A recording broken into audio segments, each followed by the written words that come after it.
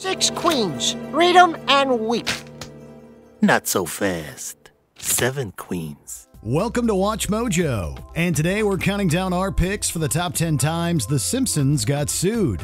This combines my two least favorite things, other people's music and other people. For this list, we'll be looking at the moments and circumstances that led to America's favorite yellow family and or its creators and producers to be sued or nearly sued in real life. Which Simpsons lawsuit caught your attention? Let us know in the comments below. Number 10. The Louie lawsuit. Even though he's just one of Fat Tony's henchmen, the Simpsons character Louie ended up becoming just as infamous. Although not in the way you think. In 2014, Louie was the focus of a lawsuit filed by actor Frank Severo, who played Frankie Carbone in Goodfellas. Come on, make that coffee to go. Let's go. Severo claimed that the writers of the show stole Carbone's likeness and mannerisms, which Severo based on his own personality while they lived next door to him in 1989. As compensation, Severo demanded a total of $250 million in damages. Unfortunately for Severo, his lawsuit was rejected and his attempt to appeal the case in 2018 ended in failure. You're all talk, Hamill. You never even finished Jedi school. Legal issues aside, it's kind of impressive that a henchman like Louie could cause such a commotion in real life. Hey, can we go by the Lexus place? I want to test drive that new hybrid. You are a hybrid. Half idiot, half moron. Whoa! Number 9. AFM versus 20th Century Fox and NBC Universal. After more than 30 years on the air, The Simpsons theme song has become one of the show's most iconic trademarks.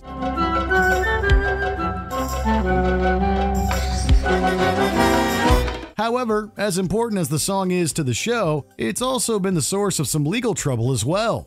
The show's theme song was used in a roller coaster ride at Universal Studios Hollywood, and the American Federation of Musicians took immediate legal action, claiming that this act violated a 2010 agreement with 20th Century Fox and NBC Universal.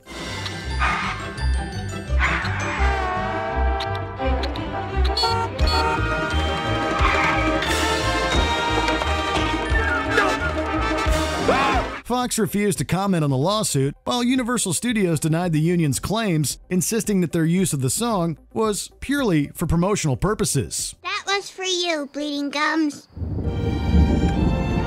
You've made an old jazz man happy. Number 8. Morrissey almost sued. In the season 32 episode, Panic on the Streets of Springfield, Lisa becomes a fan of musician Quillaby, a parody inspired by the Smiths frontman Morrissey. Flesh that you cover with cheese is proof of your moral disease. However, Lisa's ideal image of Quillaby goes up in flames when she discovers that he has gone from a vegan who shared many of her political beliefs to an overweight, meat-eating, and hateful man. Shut your gobs, you wankers! Morrissey was less than pleased and spoke out against the episode, claiming that the hatred expressed by the show's creators towards him was akin to a taunting lawsuit. In the end, Morrissey chose not to sue the show, as doing so would have cost him more money than it was worth. I'm only here because I lost my fortune suing people for saying things about me that were completely true. Number 7. Alf Clausen takes legal action.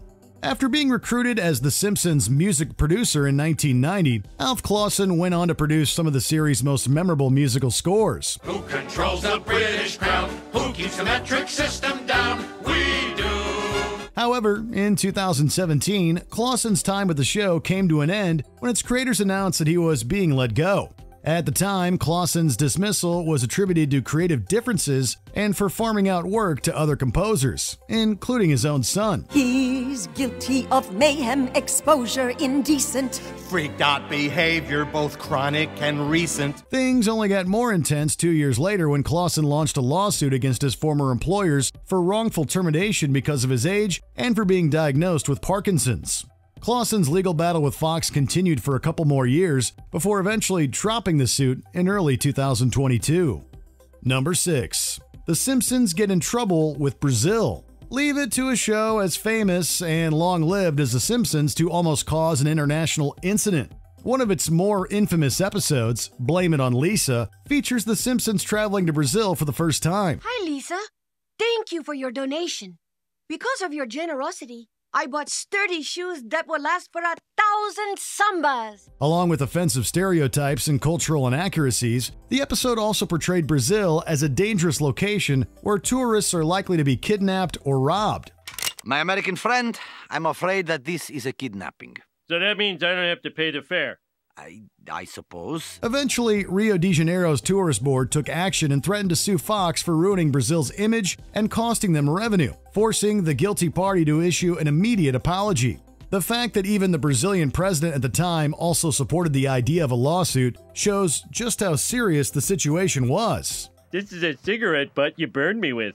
You slept like a baby that night. Number 5. Sega takes legal action. Released in 2001, The Simpsons Road Rage is known for more than just selling over 1 million copies and its poor graphics.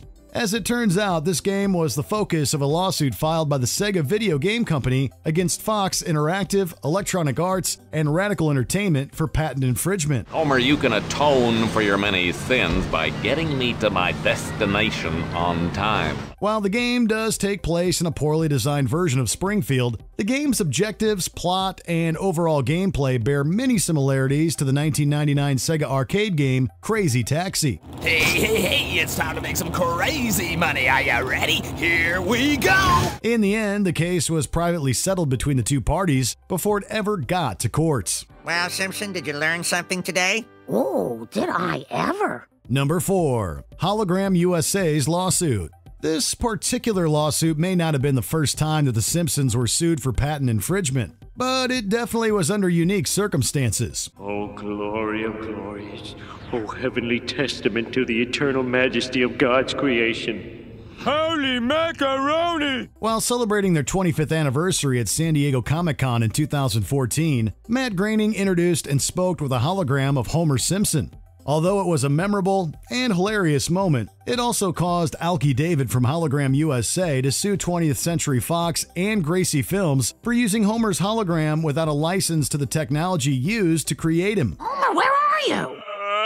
I'm somewhere where I don't know where I am! A year later, both Hologram USA and Fox settled the lawsuit, with David confirming that he was satisfied by the outcome. Ew. This is the worst place yet. Number 3. Sued by a Russian father.